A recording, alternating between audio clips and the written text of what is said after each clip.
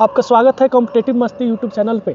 आज जो है रेलवे ग्रुप डी से संबंधित एकदम महत्वपूर्ण सेट साइंस का लेके हम उपस्थित हो चुके हैं, जो आपके एग्जाम की दृष्टि से काफ़ी महत्वपूर्ण होने वाला है। बिना समय को गंवाए, बिना समय को बर्बाद किए हुए हम सीधे सेशन का शुरुआत करना चाह रहे हैं। पहला क्वेश्चन हम लोग का हमारे स्क्रीन पर आ गया है। बोल रहा है कि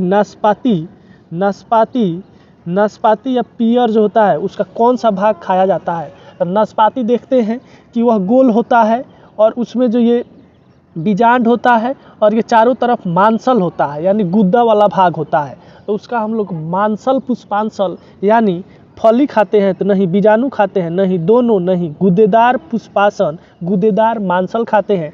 पहला का डी ऑप्शन सही है। आलू में ब्लैक हार्ट का कारक कौन है। तो आलू जो होता है, आलू को देखते हैं कि ज़्यादा दिन तक अगर वो सूखा रहेगा तो वह क्या होता है, ख़राब होने लगता है। वही बीमारी कहलाता है ब्लैक हार्ट। यह किस कारण से होता है।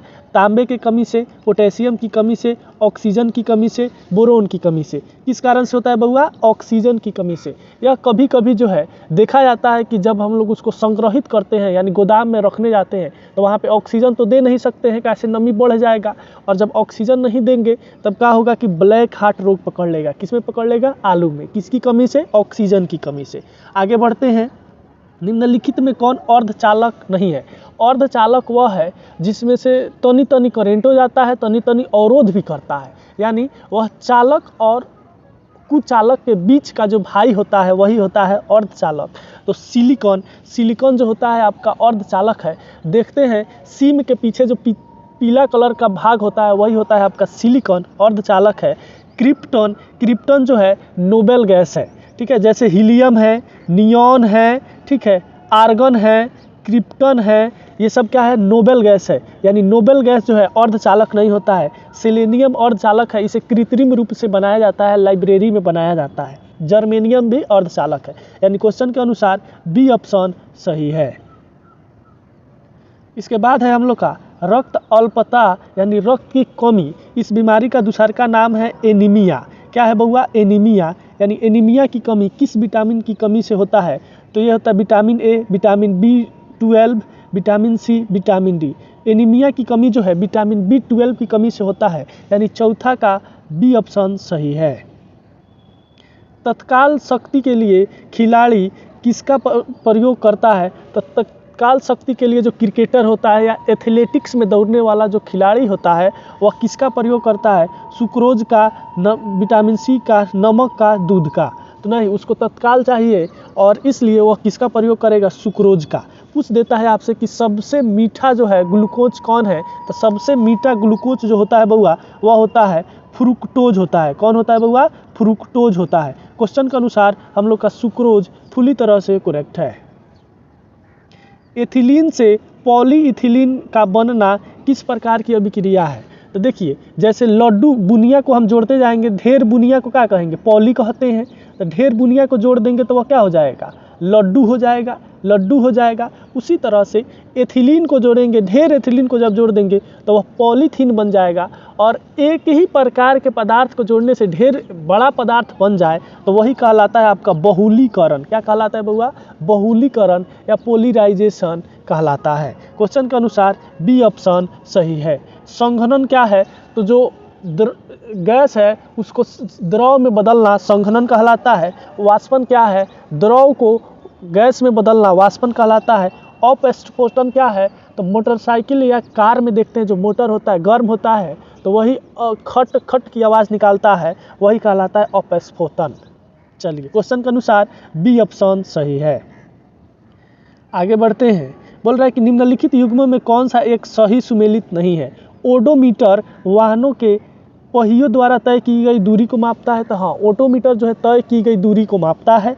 ओंडोमीटर विद्युत चुंबकीय तरंगों की आवृत्ति को मापता है। तो हाँ, ओंडोमीटर जो है विद्युत चुंबकीय तरंग की आवृत्ति हर्ट्ज में मापता है।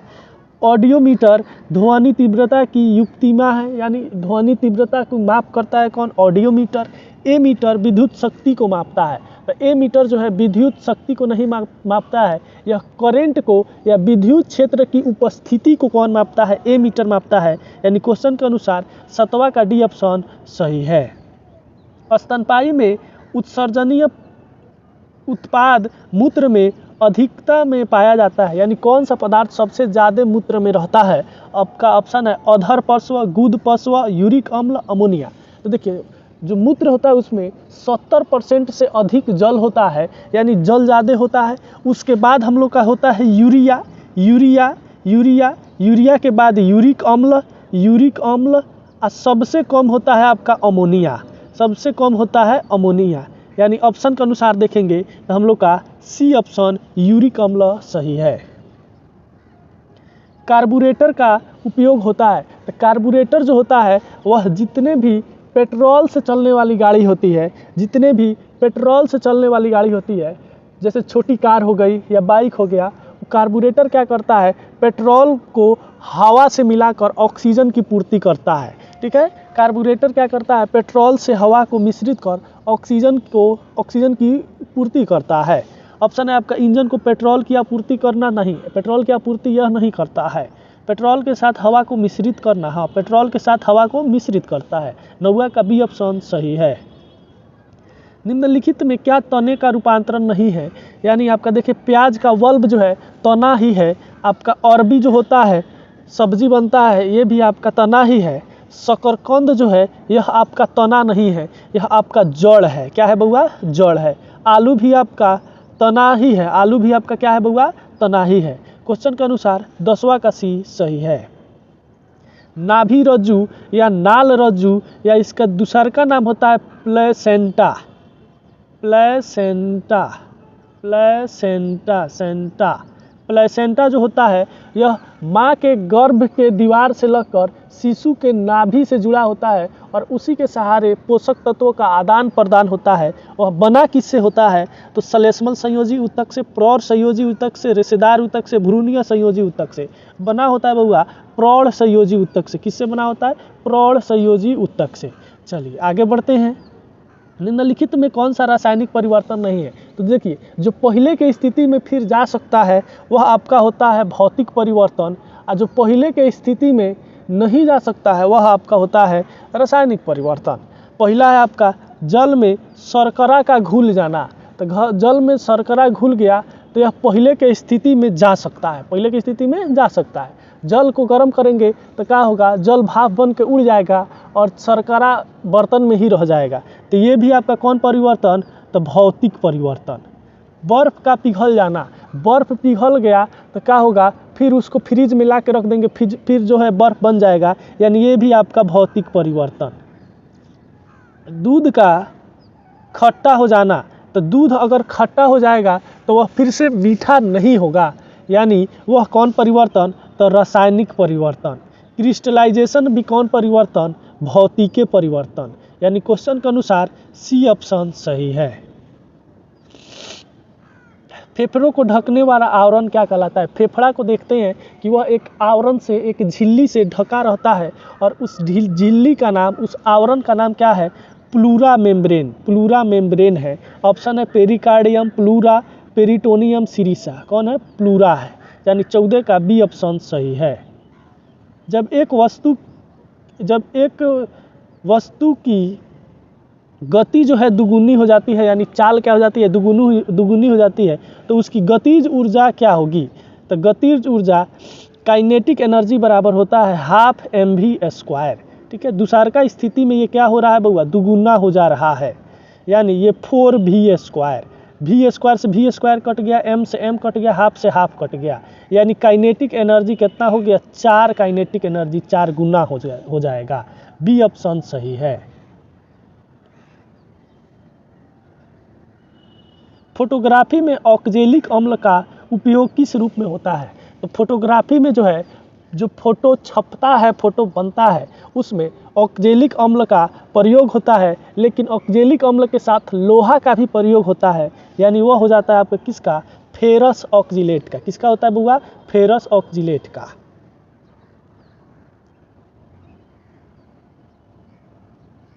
निम्न में कौन सा सहजीवी नाइट्रोजन यौगीकरण जीवाणु है? तो वह जीवाणु जो आपका नाइट्रोजन को की पूर्ति करता है वह होता है सहजीवी नाइट्रोजन यौगीकरण जीवाणु।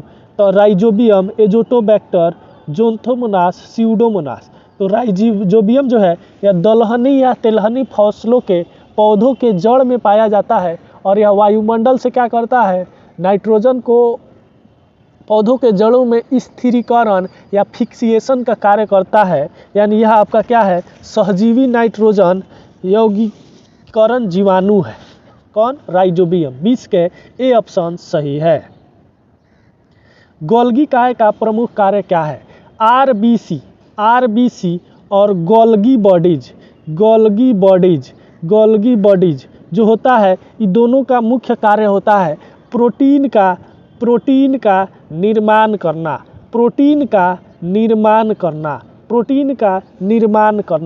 और आरबीसी और इंडोप्लाज्मिक रेटिकुलम ER का मुख्य कार्य होता है प्रोटीन का निर्माण करना और गोल्गी बॉडीज जो होता है उसका मुख्य कार्य ये होता है कि जो आरबीसी और इंडोप्लाज्मिक रेटिकुलम प्रोटीन बनाया है उसका स्राव जो है एक जगह से दूसरे जगह करना, यानी उसका संवहन करना। ऑप्शन है आपका श्वसन, कोशिका विभाजन शुरू करना, पाशक रस उत्पन्न करना, स्रावी यानी एक जगह से दूसरे जगह प्रोटीन का पहुंचाना।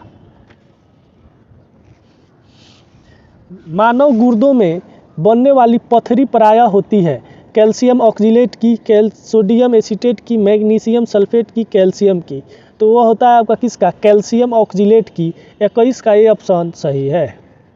निम्नलिखित पदार्थों में कौन से ओजोन रिक्ति कारक है, यानी ओजोन में छिद्र का कारक कौन कौन है। आपका है क्लोरोफ्लोरोकार्बन CFC सबसे अधिक प्रभावित यही करता है, सबसे ज़्यादा अधिक छिद्र को यही बढ़ाता है। हैलांस जो है यानी हैलोजन जो है, जैसे आपका हो